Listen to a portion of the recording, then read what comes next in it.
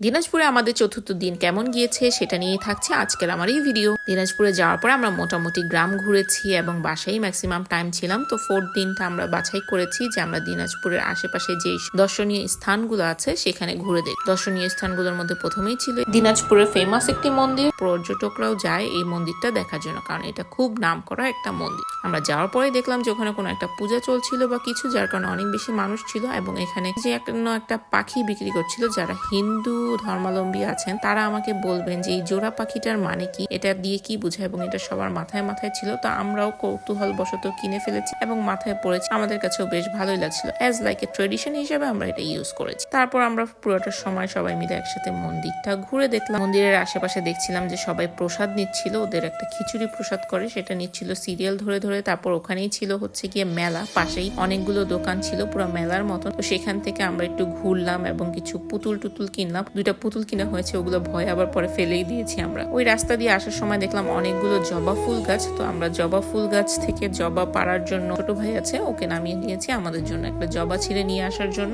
So জবা ফুলটা নিয়ে আসলো। আমার এখানের এই ভিডিওটা দেখে অনেকেই কমেন্ট করেছে যে আমি সিঁদুর পরেছি কিনা, এই সেই হাবিজাবি অনেক কিছু। ভাই সিঁদুর টিঁদুর কিছুই না, ওখানে রং পড়েছিল না কি পড়েছিল, ওটা সিঁদুর না রং জানি না, বাট আমরা ফাইজলামি করছিলাম। আমাদের মুখেও দিয়েছিলাম, হাতেও দিয়েছিলাম, ঘাড়েটারেও দিয়েছিলাম, কপালেরটাও হচ্ছে গিয়ে আমরা ফাইজলামি করেই দিয়েছিলাম। পরে আমরা সবই মুছে ফেলেছিলাম। তারপরে আমাদের ছোট ভাই আমাদেরকে সাজেস্ট করলো যে ওদের হচ্ছে দিনাজপুরে একটা বাণিজ্য মেলার মতন হচ্ছে, আমরা যাতে ওখানে যাই। তো ওখানে যাওয়ার পর আমাদের তেমন একটা ভালো লাগেনি, কারণ আমরা তো মোটামুটি ঢাকা শহরের বাণিজ্য মেলাগুলো ঘুরে দেখেছিলাম। তো ওখানে বাণিজ্য মেলাটা কিন্তু ওইখানের জন্য বেশ ভালোই করেছিল। সুন্দরভাবে একটা গেট সাজিয়েছিল, যে গেটটা অনেক সুন্দর ছিল এবং ওটার সামনে দাঁড়িয়ে দাঁড়িয়ে সবাই ছবিও তুলছিল এবং ভিতরে প্রবেশ করতে মেবি এন্ট্রি ফিও নিয়েছিল 100 টাকা করে। তারপর দেখলাম ঢাকার বাণিজ্য মেলার মতনই সব রকমের জিনিসপত্র পাওয়া যায়, কাপড় টাপড় থেকে শুরু করে। তারপর এখানে একটা বানর ছিল, তো ওই বানরটা দিয়ে আমরা একটু ধরছিলাম, আদর করছিলাম। আর এখানে একটা খারাপ জিনিস লেগেছে, খাঁচার মধ্যে অনেকগুলো কুকুর আটকে রেখেছে। কুকুর কেন খাঁচার মধ্যে থাকবে এই জিনিসটি আমরা